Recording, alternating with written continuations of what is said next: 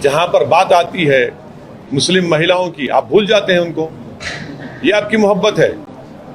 और रक्षाबंधन के दिन तमाम भाजपा के लोग मुस्लिम खवातीन को बुरखा में, हिजाब में बुला बुलाकर अपने हाथों पर राखी बना रहे थे। बिल्किस बानो क्या तुम्हारी बेटी बहन नहीं थी? तुम्हारी बेटी नहीं थी? जो दिल में जब तक गोडसे की मोहब्बत रहेगी तो आप गांधी के पैगाम को क्या समझेंगे? जब तक गोडसे की मोहब्बत दिल में रहेंगी, आप अंबेडकर के संविधान को कहां मानेंगे? आप ये असलियत है कि आप गोडसे की फोटो लगाकर एक जुलूस निकाला जा रहा है। आजादी के अमृत उत्सव सारे देश में मनाया जा रहा है। प्रधानमंत्री लाल किले के खड़े होकर महिलाओं के एम्पावरमेंट की बात करती है। कौन सा अमृत उत्सव के दिन हो रहा है ये? तो फिर रुबीना मेमन 17 साल से जेल में छोड़ी ना, उसको क्यों नहीं छोड़ा था रुबीना मेमन को?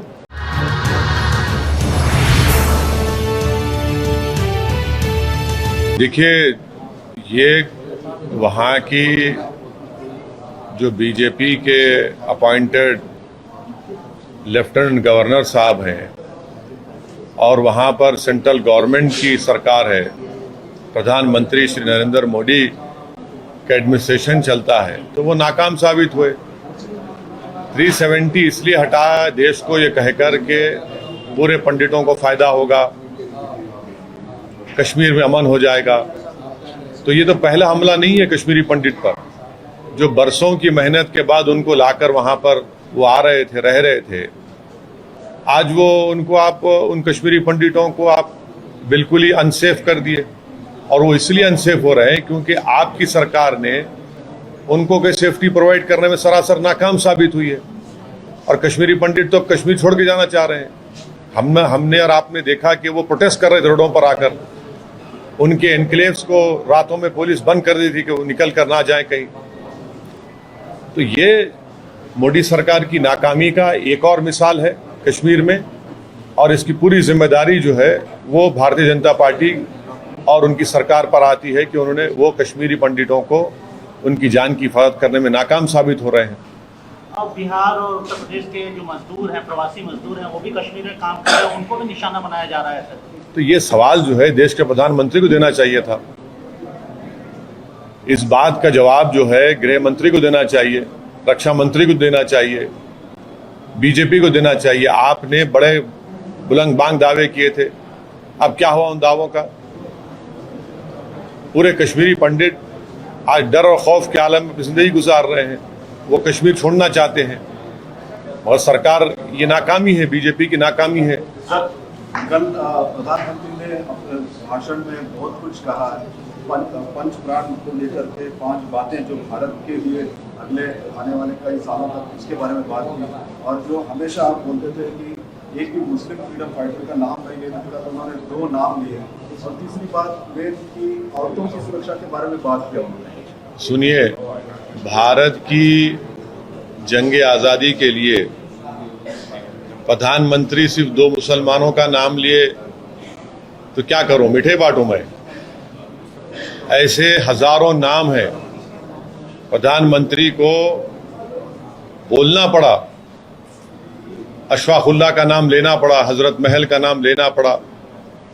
ऐसे कई मुसलमान उलमाओं का, मुसलमानों का, जिन्होंने भारत की जंग आज़ादी में अपना खून पसीना भी बहाया, अपनी जानों को कुर्बान भी किया, तो उनका जिक्र करना ज़रूरी है। कैसे हमको 47 में और 1930 की मेहनत से 47 आज़ादी मिली? नहीं, हमको आज़ादी मिली 47 में इसलिए क्योंकि जंग प्लासी में सिराजुद्दौला ने अजीम कुर्बानी दी, फिर बक्सर की जंग हुई, फिर सैयद अहमद शहीद की शहादत हुई बालाकोट में, 1799 में टीपू सुल्तान की शहादत हुई, फिर सन 57 में जंग आज़ादी हुई। तो 47 में इन तमाम का एक सिलसिला चलता रहा। अब रहा सवाल प्रधानमंत्री के भाषण का, जिसमें उन्होंने महिलाओं के बारे में बात कही है।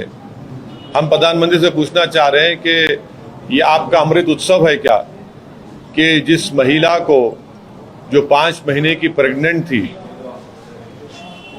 जिसके साथ बलात्कार हुआ, 11 लोगों ने मिलकर उसका रेप किया और उसके परिवार के 4 महिलाओं का रेप और मर्डर कर दिया। बिल्किस बानो को उसके पड़ोसियों ने, जो उसको जानते थे, बिल्किस बानो जो 5 महीने की प्रेग्नेंट थी, उसका बारी बारी से 11 लोगों ने उसका रेप किया। उसके सामने उसके 3.5 साल की बच्ची के सर को पत्थर पर मारकर उसको कत्ल कर दिया और उसके साथ जो 4 और महिलाएं थी उनका रेप करके उनका मर्डर कर दिया। और ये तमाम के तमाम करने वाले बिल्किस बानो के पड़ोसी थे। बल्कि जब बिल्किस बानो का रेप हो रहा था तो जो बिल्किस बानो अपने हाथ में चूड़ियां पहनी हुई थी वो अपने पड़ोसी की दुकान से खरीदी हुई चूड़ियां थी। और बिल्किस बानो को बॉम्बे हाई कोर्ट में वहां पर सजा हुई, बल्कि ना सिर्फ उन 11 लोगों को बल्कि पुलिस के ऑफिसर्स को भी और डॉक्टर्स को भी, क्योंकि वो कनाइफ कर चुके थे एक्यूज के साथ। ये कौन सी अमृत उत्सव की मिसाल भारत के प्रधानमंत्री दे रहे हैं कि उनके गुजरात में भाजपा की सरकार है और एक महिला को, जिसको 11 लोगों ने उसका रेप किया, जो प्रेग्नेंट थी, 3.5 साल की बच्ची, उसकी बेटी को उसके सामने उसकी हत्या कर दी, उसके 4 परिवार के लोगों को कत्ल कर दिया। ये कौन सा है? ये सुप्रीम कोर्ट ने जरूर कहा था एग्जामिन करो। सुप्रीम कोर्ट ने कहा नहीं था ना कि छोड़ दो बोल के। अगर आप छोड़ना चाहेंगे तो फिर आप क्यों नहीं छोड़ते मुंबई ब्लास्ट में जो रुबीना मेमन है, 17 साल से वो भी जेल में है। गुजरात में वडोदरा सीरियल ब्लास्ट में 18 साल से जेल में है। गोधरा के लोग 19 साल से जेल में है। छोड़िए ना इनको भी आप। जो भी डिसीजन भाजपा लेती है वो एक रिलीजियस समुदाय के हक में हमेशा लेती है और कंप्लीटली बायस्ड होकर लेती है। यकीनन सीआरपीसी में प्रोविजन है, मगर इसका यह मतलब नहीं है कि ऐसे हीनियस क्राइम के लिए, और वो भी आज़ादी का अमृत उत्सव हम मना रहे हैं, 75 साल की आज़ादी, और खुद प्रधानमंत्री का लाल किले से खड़े होकर महिलाओं के बारे में, नारी के उसको पावरफुल करने की बातें करते हैं, और ये काम होता है। हम इसका कंडेम करते हैं और देश देख रहा है कि बीजेपी सिर्फ ज़बानी तौर पर महिलाओं की इज्जत, महिलाओं की स्ट्रेंथनिंग की बात करती है, मगर जहां पर बात आती है मुस्लिम महिलाओं की, आप भूल जाते हैं उनको। ये आपकी मोहब्बत है। और रक्षाबंधन के दिन तमाम भाजपा के लोग मुस्लिम खवातीन को बुरखा में, हिजाब में बुला कर अपने हाथों पर राखी बना रहे थे। बिल्किस बानो क्या तुम्हारी बेटी बहन नहीं थी? तुम्हारी बेटी नहीं थी कि एक महिला प्रेग्नेंट है, 3.5 साल की बेटी, उसके सामने हत्या कर दी गई और उन हत्यारों को आप छोड़ देते हैं। तो छोड़िए ना फिर आप। गोधरा के लोग भी जेल में हैं। रुबीना मेमन भी 17 साल से जेल में है, जबकि गाड़ी तो उसके नाम पे भी नहीं थी। आपका सीरियल ब्लास्ट है, वडोदरा सीरियल, वो भी जेल में। छोड़िए उनको भी आप। मगर आप सिर्फ एक समुदाय के लिए आप बायस्ड हैं, बस। ये भाजपा की असलियत है। सर, मुजफ्फरनगर में कल तिरंगा यात्रा निकाली गई। हिंदू महासभा ने तिरंगा यात्रा निकाली, उसमें नाथूराम गोडसे की तस्वीर के साथ उस यात्रा को निकाला गया। तो योगी सरकार उसका परमिशन दी है। योगी सरकार जो है, गोडसे की ताईद में जो जुलूस निकाला गया वो तो उन्हीं के छत्रछाया में निकाला गया ना। मैं यही तो कह रहा हूं, दिल में गोडसे की मोहब्बत है और जबान पे गांधी का नाम है। जो दिल में जब तक गोडसे की मोहब्बत रहेगी तो आप गांधी के पैगाम को क्या समझेंगे?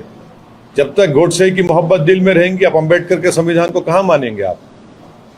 ये असलियत है कि आप गोडसे की फोटो लगाकर एक जुलूस निकाला जा रहा है।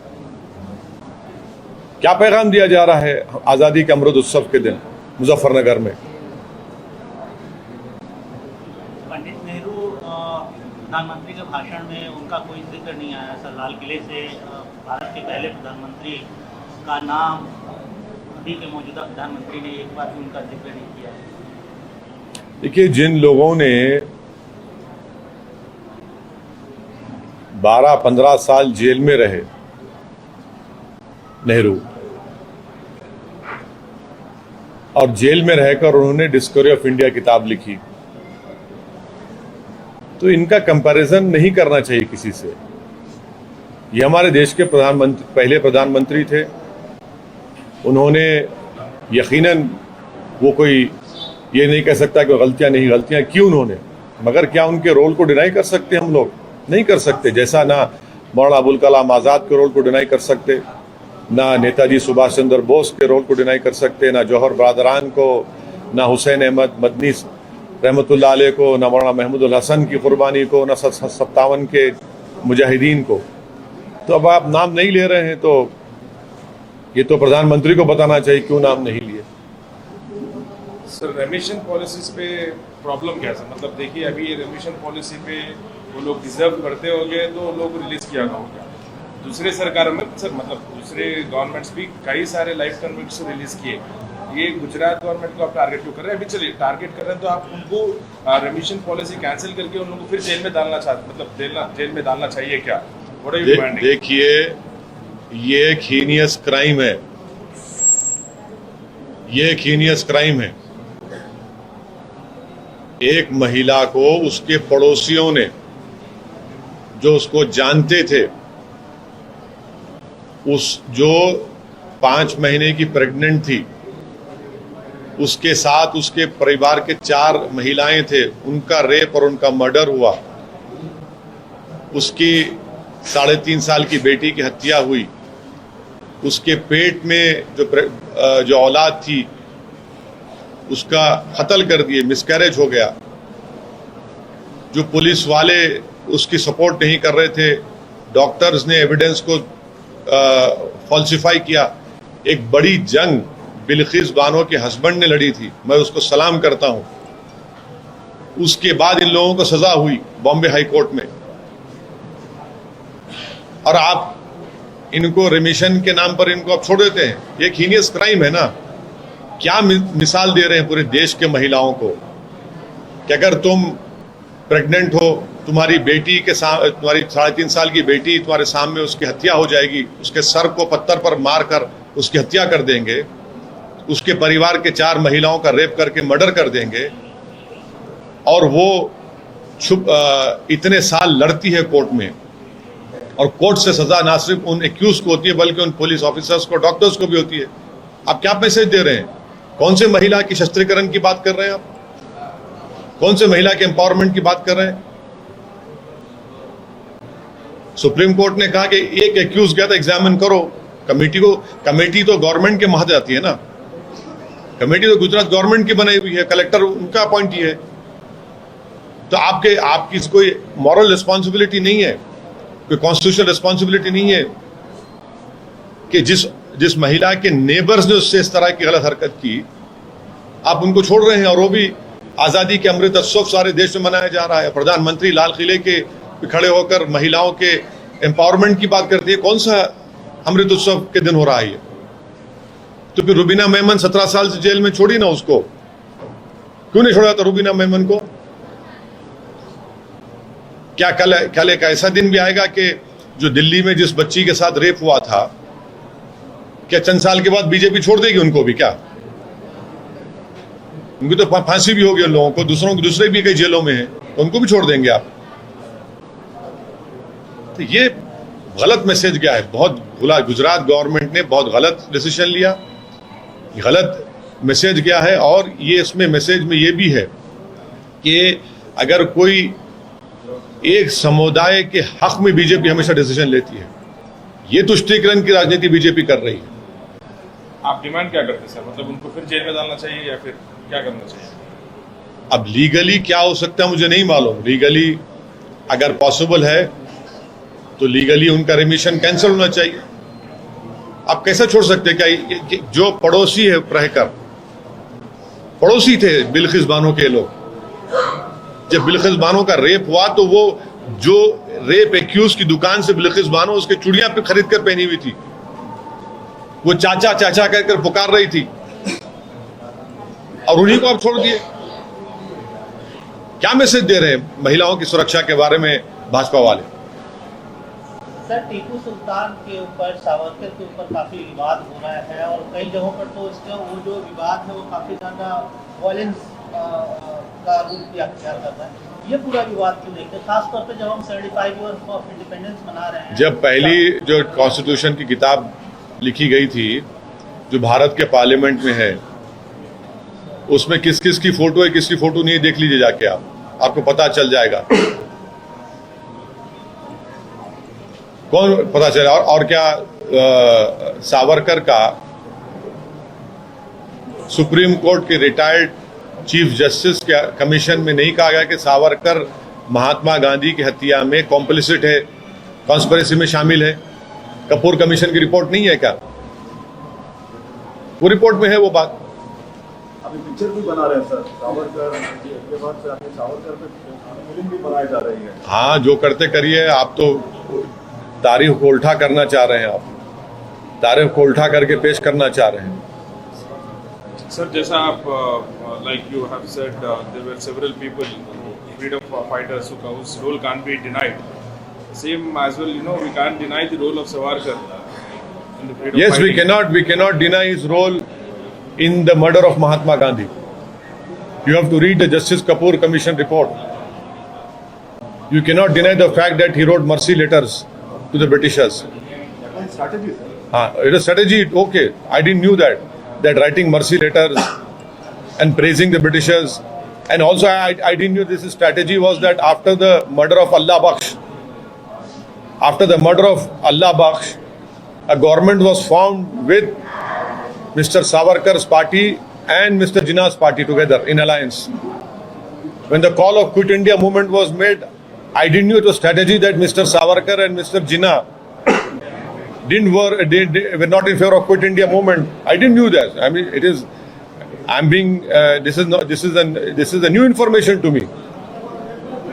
But Savarkar was referred and mentioned by Prime Minister in his speech also. Yes, he has to refer it. He has to refer it because it's an ideological thing for him. People who believe in Indian nationalism and people who believe in Hindutva nationalism are different people. So you believe, sir, Savarkar had no role in our freedom struggle? I believe that Mr. Savarkar, according to Justice Kapoor Commission report, was part of the group in the murder of Mahatma Gandhi. I believe that there are letters in public domain where he wrote for mercy from Britishers. I believe that his Hindu Mahasabha, after the killing of Allah Bakhsh, they were part of a coalition with Muslim League. I believe that Hindu Mahasabha, when the call of Quit India was given, they were in alliance with Muslim League. This is what I believe in, and these are historical facts which you and me cannot deny it.